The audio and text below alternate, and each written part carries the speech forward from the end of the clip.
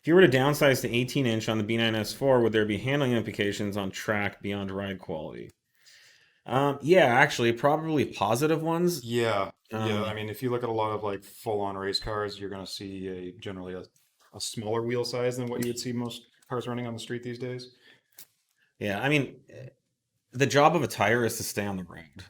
The job of a tire is to conform to the road irregularities. And an 18-inch wheel and tire with more sidewall, say like an 18-inch with like a 35 series or 40 series sidewall, is going to be more compliant. Um, so that means that you will get a little like sidewall squish, which means when you have a short sidewall, it can't flex much.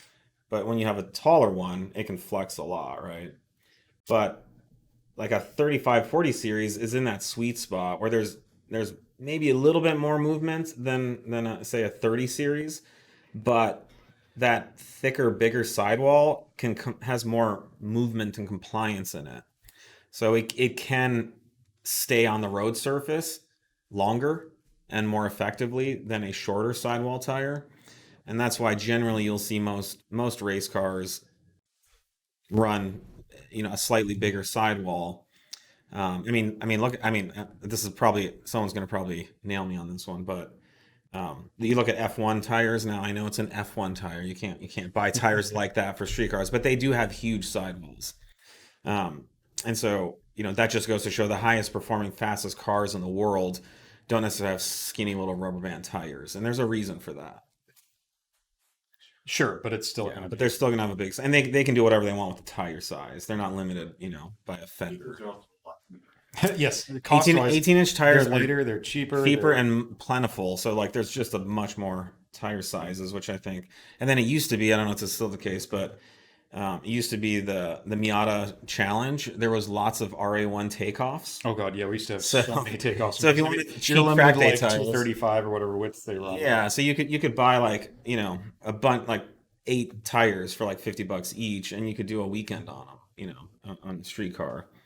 So that's why we released 18-inch for the TTRS. Now I'll say you can do just fine with a 19-inch on the B9 chassis because they just use such a big rolling diameter tire. Um, but I would not go to a 20-inch, for example, on the B9 chassis if handling and corner grip are what's most important to you. Now I'll admit 20s look badass. They look better.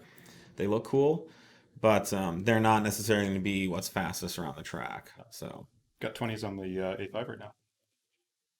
you do. The B8. Oh yeah, yeah, Yeah, yeah. It does look good. it's good. We put the A5 wheels on the B8. The Uh, SQ5 was. oh, those are on what car? The B8 A5 right now. Oh, they are. I Yes. haven't seen that. Yeah, no, you I've have. been. That's what I was I, mentioning it. I'm the one that wanted to do that. Yes. Oh, okay. I'll go check it out. Yeah. Um. So yeah, I don't know. I mean, imagine you're running. Do you want like a nice squishy, like a running shoe, which running shoes have thick padded soles, or do you want to run in like a climbing shoe, which has like a quarter-inch thick rubber sole? So, there's a reason why running shoes they're cushioning from shock, which is also part of a thing when it comes to handling. There are hits and shocks to the tire, and you want the tire to be able to absorb those and not get airborne. So when you have like these tiny skinny rubber band tires, the car just doesn't gonna is never gonna have as much grip as with a bigger tire. And this is kind of counterintuitive. Everyone thinks, well, if you go from a 75 series down to a 30 series, it handles better. Okay, well, sure.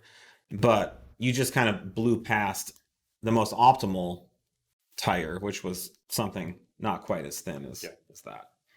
So.